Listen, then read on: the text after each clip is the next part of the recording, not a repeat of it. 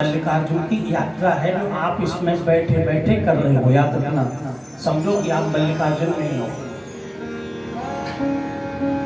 मैंने क्या कहा था, पहुंच जाएंगी तेरी आएं वहां तक तो आकर के तेरे भवन में मिलेगा। ये हो गया दूसरा। अब आ जाइए तीसरा ज्योतिर्लिंग। तीसरे ज्योतिर्लिंग का नाम क्या है? महाकालेश्वर भगवान की जय। अवंतिकायां विहवतावतारम् मुक्तिफलाताय च सज्जनानाम् अकाल मृत्यु परिरक्षणार्थं नमो महाकाल महासुरेशम। बोलो महाकाल भगवान की।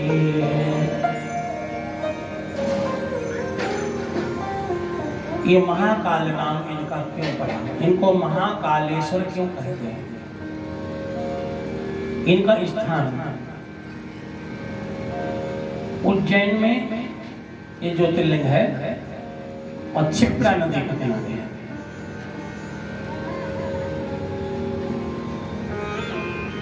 इसकी कथा इस प्रकार है,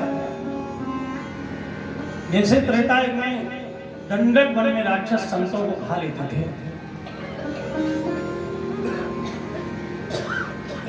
ऐसे खरदूषण नाम के राक्षस तो त्रेता युग में हुए, लेकिन ये सतयुग में राक्षस हुए थे। इनका भी नाम था, इसका नाम था दूषण, केवल दूषण। बहुत बड़ी सेना थी।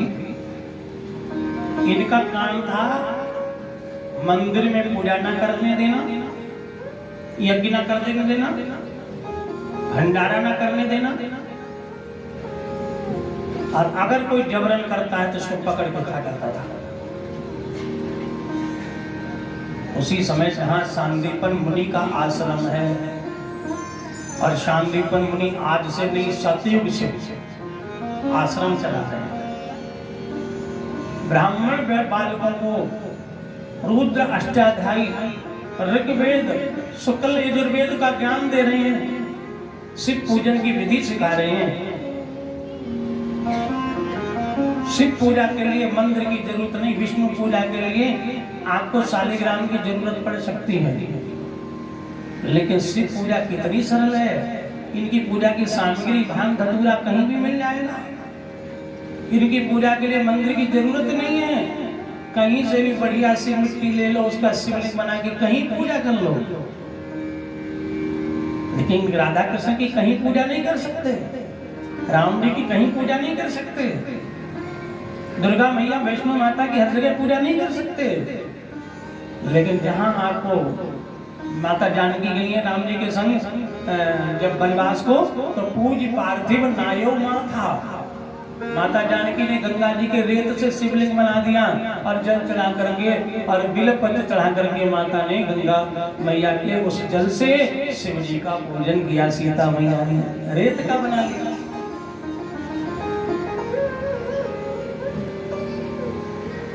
यहाँ तक आपको कुछ ना मिले, जैसे छोटे बच्चे आटा की चिड़िया बना लेते हैं, ऐसे अगर आपका आटा का भी अगर आप शिवलिंग बना के पूजा करोगे तो वो भी फल दे देगा। इतनी बड़ी महिमा शिवलिंग की है, आटे का।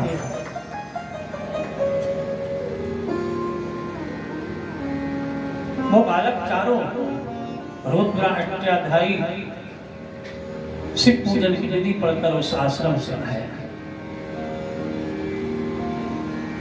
माता पिता से कहा पूजन, बोले पूजा नहीं है। शंख की आवाज भी किसी ने कर दी तो आके खा जाता है वो राक्षस। दूषण। घंटी नहीं बजनी चाहिए, शंख नहीं बजना चाहिए,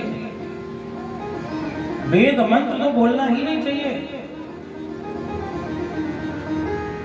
चारों बालक थे, ब्राह्मण बालक, जनेऊधारी, धोती पहने हुए, गमछा डाले, त्रिपुंड लगाए।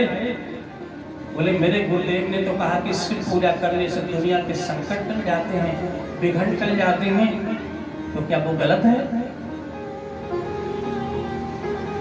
प्राण के मरने के डर से क्या हम अच्छे काम नहीं करेंगे? अच्छे काम अगर नहीं करेंगे मरने के डर से तो क्या कभी मरेंगे नहीं? चलो हमने डर के मारे नहीं किए तो क्या कभी मरेंगे नहीं? मात्र इतना ही सोचा था गुरु गोविंद सिंह के दुलारों ने, जब कहा इस्लाम स्वीकार कर लो वरना हम तुम्हें चुनवा देंगे। उन्होंने कहा ये बताओ इस्लाम हमने स्वीकार कर लिया तो क्या हम कभी नहीं मरेंगे? क्या हम हमेशा को बच जाएंगे? बोले मरना तो एक दिन है। तो बोले जब एक दिन मरना है तो हम अपना धर्म क्यों छोड़ें? हम आज ही मरते हैं लेकिन धर्म नहीं छोड़ेंगे। सिर्फ इतनी सी बात थी। छोटे बच्चों ने जवाब दिया था, गुरु गोविंद सिंह के बच्चों ने, वो सहनशाह से उसने कहा इस्लाम कबूल करो नहीं तो मार देंगे। उसने कहा चलो कोई बात नहीं, हम नहीं कबूल करेंगे तो आप हमें मार दोगे, लेकिन हमने कबूल कर लिया तो क्या हम बच जाएंगे? शहंशाह का मुंह बंद हो गया। उसने कहा नहीं, जो आया है उसे जाना पड़ेगा, मरना पड़ेगा। तो बोले मरने के डर से फिर हम क्यों अपना धर्म छोड़े? जब मरना है तो धर्म के लिए ही मरेंगे, धर्म छोड़ के नहीं मरेंगे। समझ में आई बात? मरना है, गारंटी कार्ड है, मानो मत मानो। और जैसे नहीं मरना वहां तो उठाओ जरा, आपको नहीं मरना, एक दिन जाना पड़ेगा। आए हैं सो जाएंगे राजा रंग भगीर, एक सिंहासन चढ़ चले एक बंधे जंजीर। सब जाएंगे। उसके बाद का किसी सिख के बच्चों की मृत्यु नहीं हुई, लेकिन हाँ उस धर्म के लिए आज जान गंवाने वाले, जब तक ये संसार रहेगा, जब तक गुरु ग्रंथ साहिब रहेगा, तब तक गोविंद सिंह के बच्चों का नाम कभी मिट नहीं पाएगा। अमर हो गया, वो मरी नहीं है, अमर हो गए। ब्राह्मण बालकों ने कहा पिताजी अगर हम शिव पूजा नहीं करेंगे तो क्या हम बच जाएंगे, कभी मरेंगे नहीं? क्या आपके पिताजी की मृत्यु नहीं हुई? क्या आप नहीं मरेंगे? मरने के डर से भोलेनाथ की पूजा छोड़ दें? आज मृत्यु आए तो आ जाए। हे ग्रामवासियों चलो आज मिलकर हम सब भोलेनाथ का पूजन करेंगे। वहीं गए जहां आज महाकाल का मंदिर है। क्षिप्रा नदी से काली सुंदर मिट्टी निकाली और मिट्टी को निकाल करके मिट्टी का सुंदर पार्थिव शिवलिंग बनाया और शिवलिंग बना करके बड़े विधि विधान से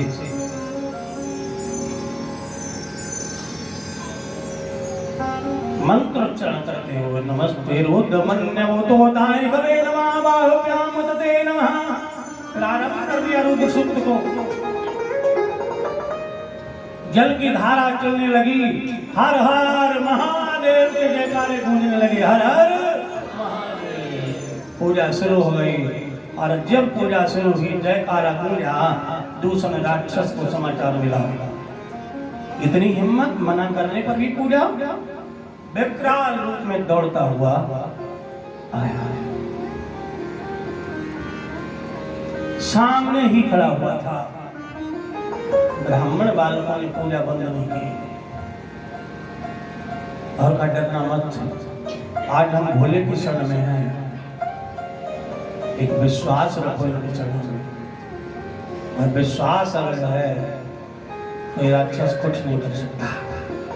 अपनी अर्जी लगा दो भोलेनाथ के चरणों में।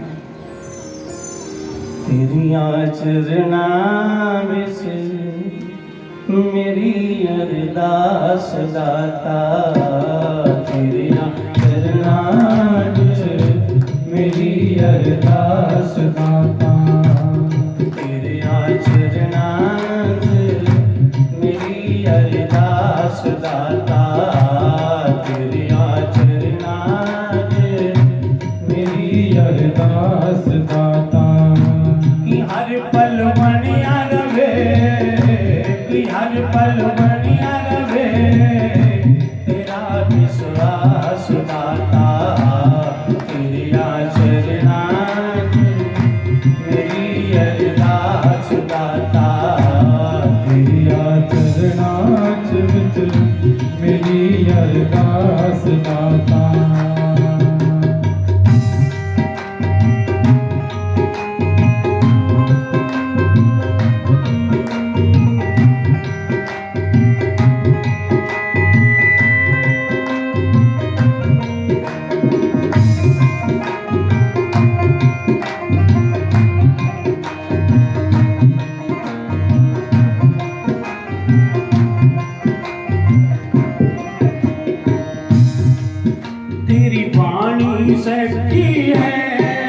तेरा प्यार अनोखा है, तेरी वाणी सच्ची है, तेरा प्यार अनोखा है, तेरे वचन पे जो चलना वो देना सोखा है, तेरे वचन पे जो चलना वो देना सोखा है।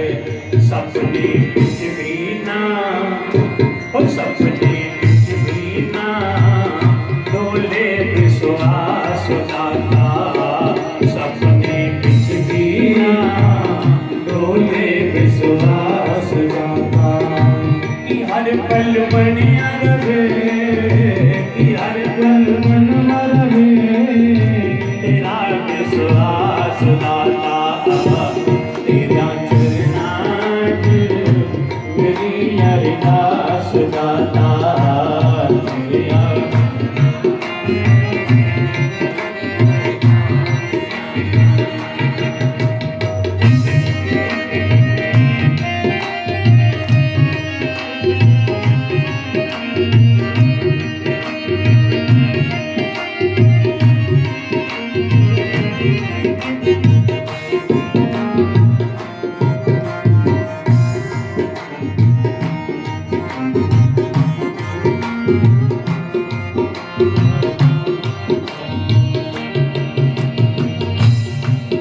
उतरानियां चढ़ानियां कई इस गीत पे आउंदियां है, उतरानियां चढ़ानियां कई इस गीत पे आउंदियां है, कृपा होवे तेरी हंस के लग जानियां है, कृपा होवे तेरी हंस के लग जानियां है, कृपा होवे तेरी हंस के लग जानियां है। हाथ सिर पे लगे मेरे, हाथ सिर पे लगे मेरे, मेरे सरताज दाता, हाथ सिर पे रहे तेरा मेरे सरताज दाता, हर पल बढ़िया रहे, हर पल बढ़िया रहे मेरा विश्वास दाता, तेरी आचरणाज मेरी अरदास दाता, तेरी आचरणाज मेरी अरदास दाता।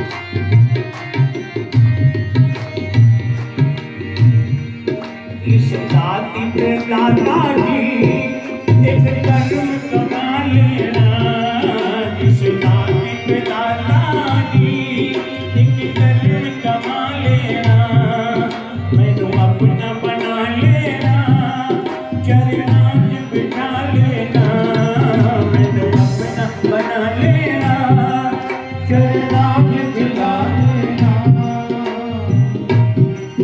मैं तेरी हो जावा, मैं तेरी हो जावा, मिटे यमराज दाता, मैं तेरी हो जावा, मिटे यमराज दाता, हर पल बढ़िया रहे, हर पल बढ़िया रहे, हर पल बढ़िया रहे, हर पल बढ़िया रहे मेरा विश्वास दाता, तेरी आचरणाज मेरी अरदास दाता, तेरी आचरणाज मेरी अरदास दाता, मेरी अरदास दाता, मेरी अरदास दाता।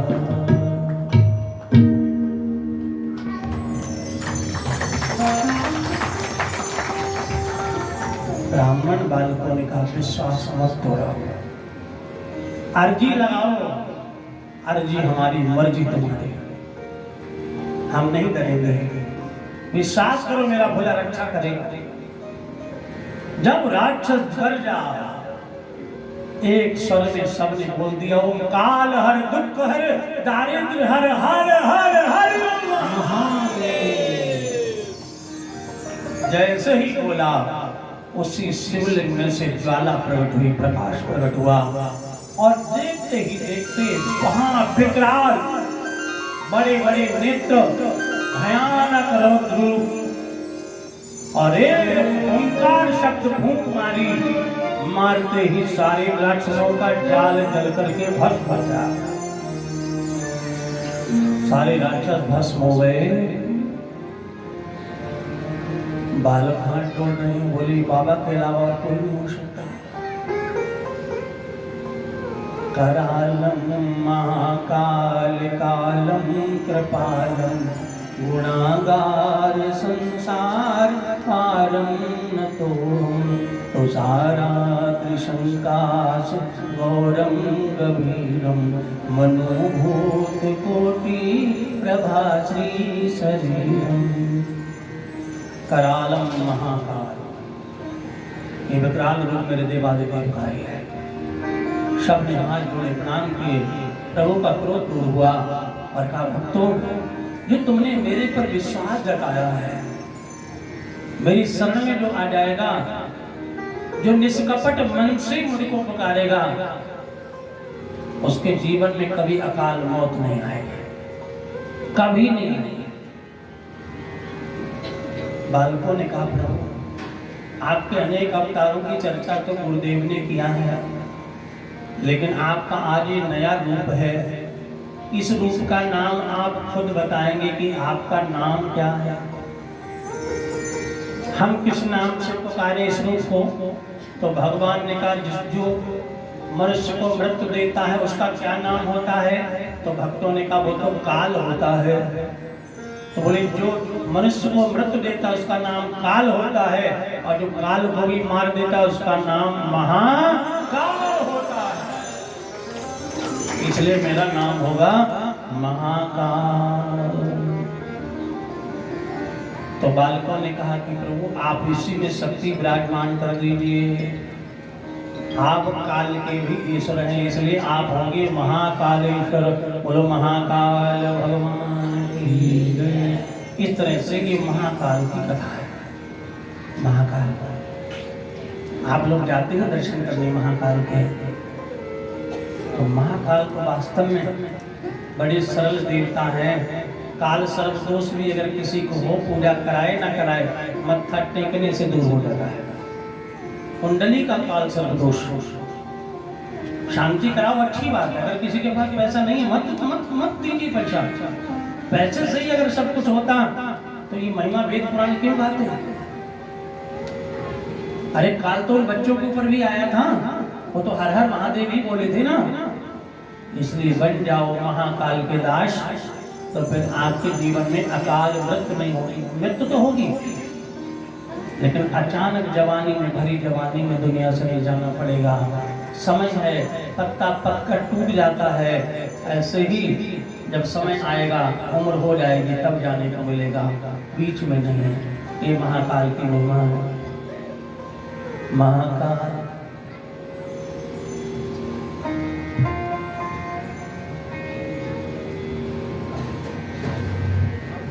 बोलो महाकाल भगवान की।